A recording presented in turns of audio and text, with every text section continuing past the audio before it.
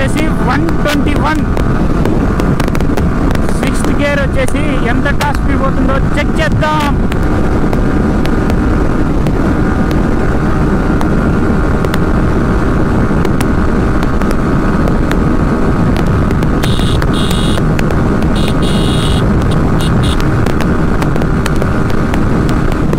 ఇప్పుడు వచ్చేసి ABS work చూద్దాము. 60 స్పీడ్లో ఏబిఎస్ ఎలా పనిచేస్తుందో.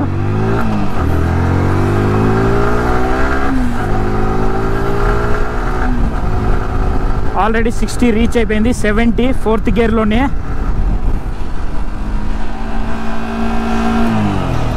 బా 60 స్పీడ్లో నెక్స్ట్ లెవెల్ వర్క్ చేస్తుంది ఏబిఎస్. 100 స్పీడ్లో ఏబిఎస్ ఎలా వర్క్ చేస్తుందో చూద్దాం. ఈ R15ది. ఒరే అడ్డం వస్తావరా రాంగ్ రూట్లో.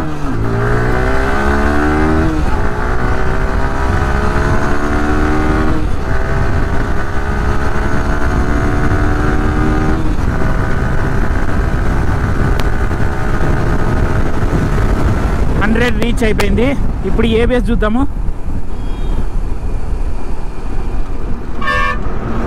మినిమం అంటే 4 సెకండ్స్ తీసుకుంటుంది. 4 or 3 సెకండ్స్ 100 స్పీడ్లో నిలబడడానికి.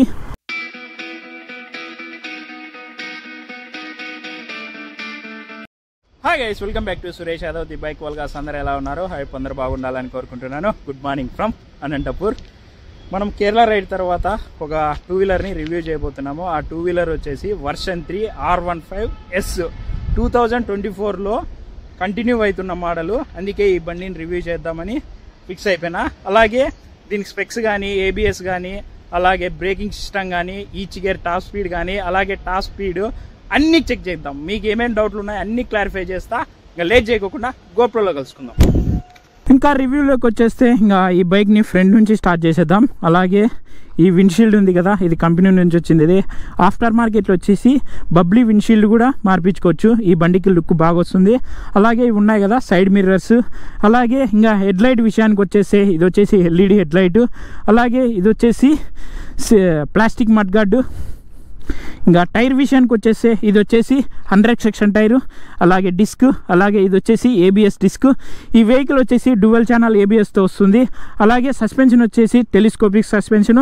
అలాగే బ్రేకింగ్ సిస్టమ్స్ ఉన్నాయి కదా, ఫ్రంట్ బ్యాక్ బైబ్రీ బ్రేకింగ్ సిస్టమ్. బైబ్రీ గురించి అందరికి తెలిసినదే, నెక్స్ట్ లెవెల్ ఉంటుంది బ్రేకింగ్. అలాగే నా V-Stone 250 కదా, ఇదే బ్రేకింగ్ సిస్టమే. అలాగే ఇంకా ఇండికేటర్స్ వచ్చేసి హాలోజన్ ఇండికేటర్స్. అలాగే కంపెనీవి LED ఇండికేటర్స్ కూడా ఉన్నాయి. అవి కూడా మనం చేంజ్ చేసుకోవచ్చు.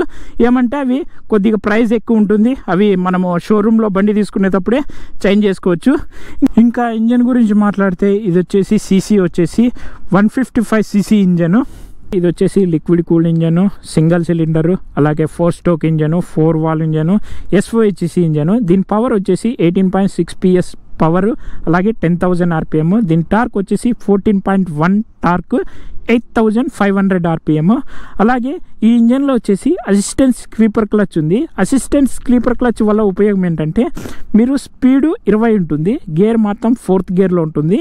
కానీ మీరు బ్రేక్ కట్ని దాటి వల్ల ఈజీగా దాటేస్తుంది. ఎందుకు దాటేస్తుంది అంటే ఈ అసిస్టెంట్ స్లీపర్ క్లచ్ వల్ల బండి అయితే నిలిచిపోదు, అస్సలు జర్కింగ్ గీడ్ ఇవ్వదు. మీ 4th గేర్లో మూవ్ చేసినా ఆ బ్రేక్ కట్టు మీరు దాటేస్తారు.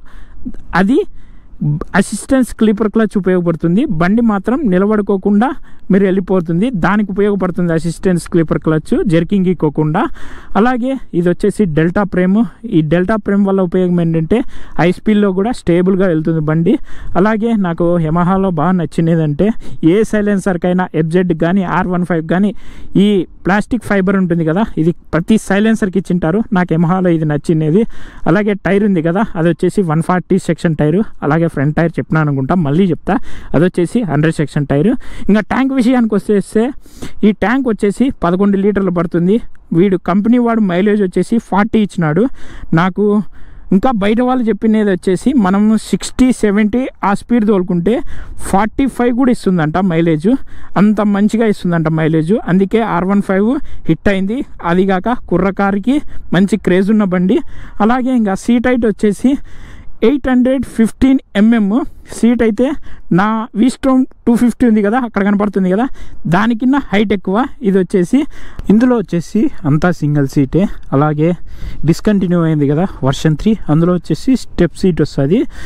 R15Sలో వచ్చేసి సింగిల్ సీట్ వస్తుంది, ఇది తేడా.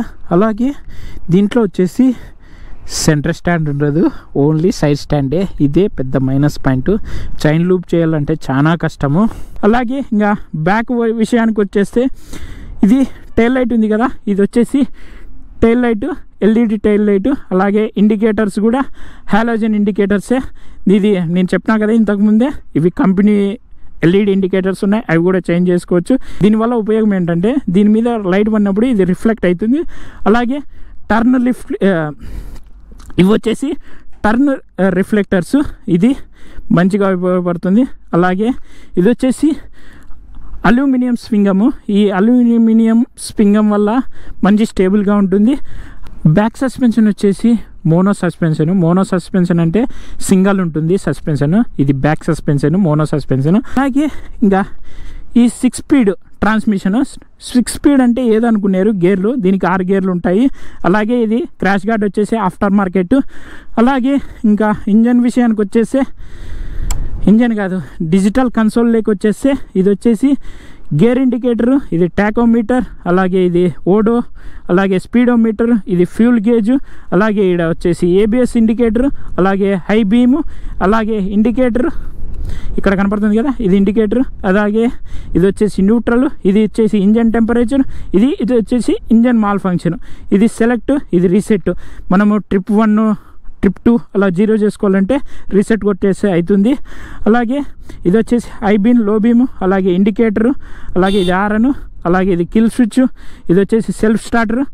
ఇది ఉండే పైన డిజిటల్ కన్సోల్లోను హ్యాండిల్లోనూ ఉండే స్పెక్స్. అలాగే టోటల్లీ ఈ R15 కుర్రకారుకి మంచి క్రేజ్ ఉన్న బైక్.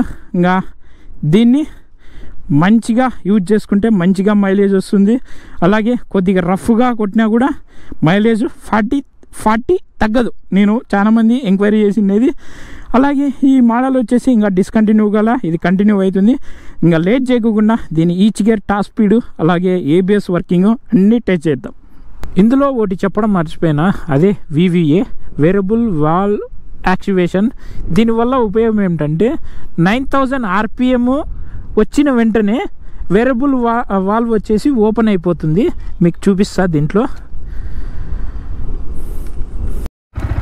ఇప్పుడు వస్తుంది చూడండి, వేరియబుల్ వాల్వ్ 7000 RPM దగ్గర అయితేనే వేరియబుల్ వాల్వ్ ఓపెన్ అవుతుంది. చూడండి, అది వేరియబుల్ వాల్వ్ వల్ల ఉపయోగము.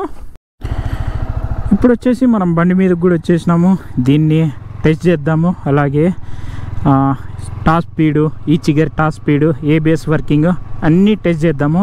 అలాగే దీని సస్పెన్షన్ ఎట్లా ఉంది, దీని హ్యాండిలింగ్ ఎట్లా ఉంది అంతా టెస్ట్ చేద్దాము. ఇప్పుడు వచ్చేసి మనము చిన్న ఆఫ్ రోడ్ చేద్దాము. ఇక్కడ ఆఫ్ రోడ్ ఉంది, సస్పెన్షన్ ఎలాగుందో కూడా మీకు ఇప్పుడే చెప్పేస్తా.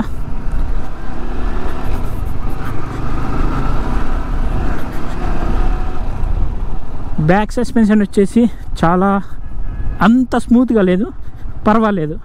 ఫ్రంట్ వచ్చేసి యావరేజ్, ఇది కూడా. ఇది ఆఫ్ రోడ్లోనే బాగానే వర్క్ చేస్తుంది, ఈజీగా మూవ్ అవుతుంది.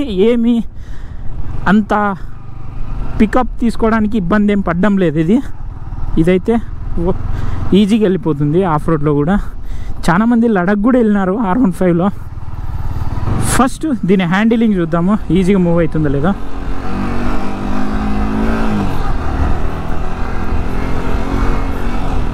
హ్యాండిలింగ్ అయితే చాలా స్మూత్గా ఉంది, ఎందుకంటే ఇది స్పోర్ట్స్ బైక్. కార్నరింగ్కి నెక్స్ట్ లెవెల్ ఉంటుంది R15, ఇది అందరికీ తెలిసినదే. హ్యాండిలింగ్ గురించి చెప్పాల్సిన పని లేదు. ఇప్పుడు వచ్చేసి ఏబిఎస్ వర్క్ చూద్దాము. 60 స్పీడ్లో ఏబిఎస్ ఎలా పనిచేస్తుందో.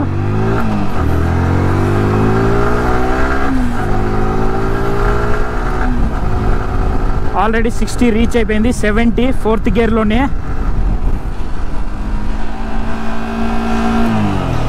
బా 60 స్పీడ్లో నెక్స్ట్ లెవెల్ వర్క్ చేస్తుంది ఏబిఎస్. 100 స్పీడ్లో ఏబిఎస్ ఎలా వర్క్ చేస్తుందో చూద్దాం ఈ R15ది. ఒరే అడ్డం వస్తావరా రాంగ్ రూట్లో.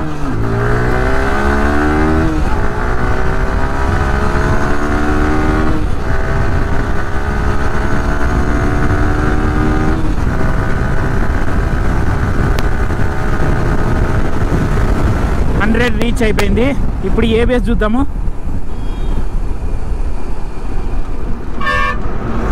మినిమం అంటే 4 సెకండ్స్ తీసుకుంటుంది, 4 or 3 సెకండ్స్ 100 స్పీడ్లో నిలబడడానికి. ఇప్పుడు వచ్చేసి ఈచ్ గేర్ టాప్ స్పీడ్ చూద్దాము. ఫస్ట్ గేర్లో ఎంత పోతుందో. First gear 48, second gear 71,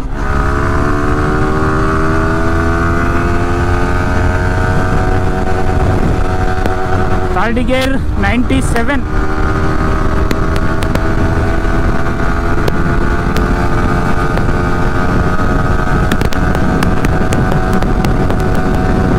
fourth gear వచ్చేసి 115. ఎవడోడు అడ్డం వచ్చేసే వీడు.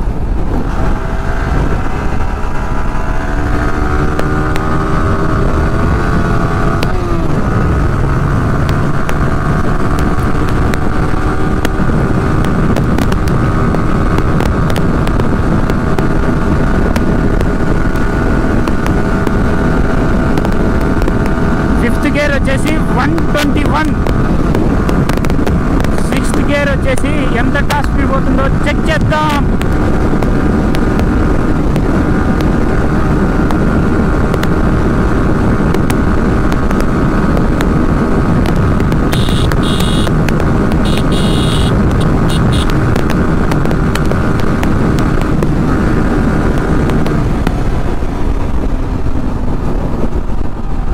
సిక్స్త్ గేర్లో వచ్చేసి 133 పోయింది. ఇదే టాప్ స్పీడ్.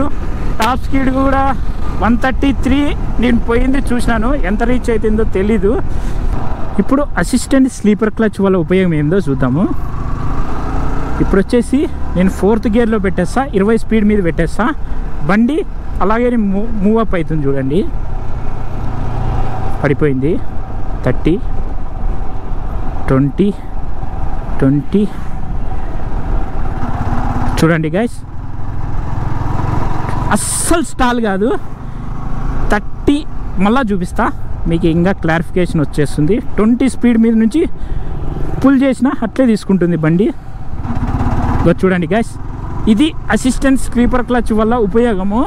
మీరు 4th గేర్లో ఉండి 20 స్పీడ్ తగ్గకోకుండా మీరు 20 స్పీడ్ పైన మెయింటైన్ చేసిన ఈజీగా పికప్ తీసేసుకుంటుంది. ఇది అసిస్టెంట్ స్లీపర్ క్లచ్ వల్ల ఉపయోగము. మళ్ళా మీరు అనుకోవచ్చు 4th గేర్లో ఉండి 20 స్పీడ్ తక్కువ అవుతుందంటే కంపల్సరీ స్టాల్ అయిపోతుంది. ఎందుకంటే అంత లో ఆర్పిఎంలో మళ్ళీ పికప్ తీసుకోవడం కష్టం కదా. అందుకని కనీసం 4th గేర్లో ఉండి 20 స్పీడ్ మీద ఉందనుకో కంపల్సరీ అస్సలు నిలబడుకోకుండా ఈజీగా పికప్ తీసేసుకుంటుంది. అది అసిస్టెంట్ స్లీపర్ క్లచ్ వల్ల ఉపయోగము. R15 S3లో నాకు, అలాగే R15లో నాకు నచ్చనిదంటే ఈ సిట్టింగ్ పోస్టరే. ఎందుకు నచ్చదంటే చాలా లీన్ కావాలా. లాంగ్ డ్రైవ్కి అయితే అస్సలు పనికిరాదు. హ్యాండ్స్ కంపల్సరీ పెయిన్ వచ్చేస్తాయి. ఇది నాకు మైనస్ పాయింట్ అనిపిస్తుంది. అలాగే దీంట్లో వచ్చేసి నాదే తప్పు, నేను రాంగ్ రూట్లో వెళ్తున్నా. అదైతే నన్ను క్షమించండి. ఎందుకంటే ఇక్కడే యూటర్న్ తీసుకునేకి లేదు, అందుకని రాంగ్ సైడ్లో వెళ్తున్నా. అలాగే నచ్చనిది వచ్చేసి ఇంకో పాయింట్, ఈ ట్యాంక్ కెపాసిటీ. ఇది వచ్చేసి 11 లీటర్సే. ఇది నాకు నచ్చనిది మైనస్ పాయింట్లు ఈ రెండే. ఇంకా మైలేజ్ పరంగా కానీ నెక్స్ట్ లెవెల్ ఇవ్వండి. ఇందులో వచ్చేసి వైబ్రేషన్స్ 0. అసలు హ్యాండిల్ దగ్గర కానీ ఫుట్ పెక్స్ దగ్గర కానీ చాలా తక్కువ వైబ్రేషన్ ఉంది. మళ్ళీ వైబ్రేషన్లు కూడా లేవు అని చెప్పకూడదు, లిటిల్ బిట్ అంత వైబ్రేషన్స్ అయితే లేవు. ఇదైతే నెక్స్ట్ లెవెల్ అబ్బాబండి. ఈ R15 వీడియో మీకు నచ్చినట్లయితే లైక్ చేయండి, కామెంట్ చేయండి, షేర్ చేయండి, సబ్స్క్రైబ్ చేయండి. See you next blog.